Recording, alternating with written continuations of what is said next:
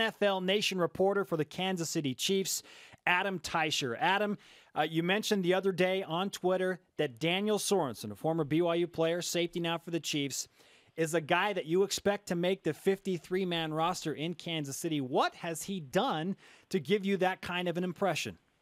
Well, first of all, it's real early to be making these predictions. That didn't stop me from doing it, but it's still real early, and this thing could go either way for Daniel Sorensen. I mean, he's not a lock to make the team by any stretch. But at this point, I do think that he'll make the team. You know, that's a guy I think caught some people's eye during the off-season practice particularly. I mean, he showed some pretty good instincts and some pretty good ball skills, and right away you say, okay, this guy has something to work with here. And a lot of times, you know, particularly with developmental players, that's really all you're looking for. You're not necessarily looking for a guy who can help you out right away, but maybe somebody who's got some skills that you can develop, and maybe you have a pretty good player down the road. So that's, I think, what the Chiefs are thinking about with Daniel Sorensen. But, you know, having said all that, you know, he came to the right place. I mean, the Chiefs need safeties. I mean, they've got some real problems. They've got Eric Berry, a Pro Bowler, and other than that, you're talking about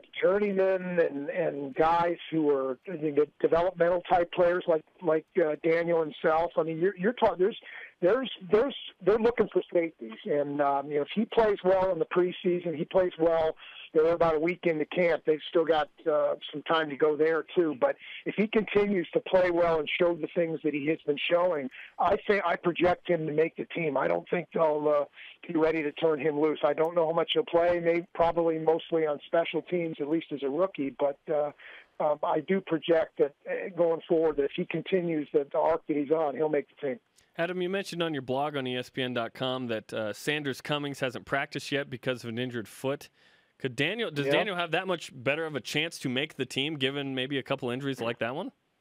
There's no doubt about it. I mean, we talked about Eric Berry a minute ago. Their other starting safety is Hussein Abdullah, who was a backup last year, and you know, the Chiefs had problems at free safety. If they thought so much of Abdullah, you think they would have gone to him last year when they were struggling with the starter, a guy by the name of Kendrick Lewis. So those are your starters. Sanders Cummings, you'd figure, would be the third safety, but again, he hasn't practiced yet. He's got a bad foot. I thought he might be back by now, but he's not, and you know, no telling exactly when he'll come back. He's been an injury-plagued guy, and that does help Daniel Sorensen. You know, after that, they've got, again, a collection of younger developmental-type guys. They do have a guy named Jaron McMillan who's played a little bit for the Packers, but he's more of a journeyman type, and that might be Daniel Sorensen's biggest competition for a roster spot. But, you know, I do think that as long as Cummings is out, that certainly helps all those guys, Sorensen in particular. ESPN NFL Nation reporter for the Kansas City Chiefs, Adam Teicher on BYU Sports Nation. Adam, having covered the Chiefs for 20-plus years now, you've become familiar with the San Diego Chargers and their star safety, Eric Weddle. The reason I bring up Eric Weddle is because Daniel has kind of, at least he's told us, patterned his game and his development after the way that Weddle plays the game. Do you see any of Daniel Sorensen in Eric Weddle? Well, it's pretty early to say that, but you know, again, I'll say this: there are some things to work with there. I mean, I think, let's just say the Chiefs decide they're going to move on. I would think somebody would take a chance on him, because there's enough there that to work with for sure. I mean, he like I said, he shows some pretty good instincts and some pretty good ball skills, and it's hard to find that combination in an undrafted player. I mean, that's why these guys generally aren't drafted. So, you know, hey, there's a lot of work for him to do. He's got some things he's got to prove yet. He hasn't made the team yet for sure, and it wouldn't surprise me if it went the other way. But right now, again, I do project him to make the 53-man roster. Adam, one of Daniel's best traits, maybe his best skill, is punt cover. We joked that he was a first-team All-American special teamer, in that his punt cover, he probably knocked down inside the 5 or 10 to 15 different punts, catching them, getting there, batting them out of the end zone. He was tremendous in that.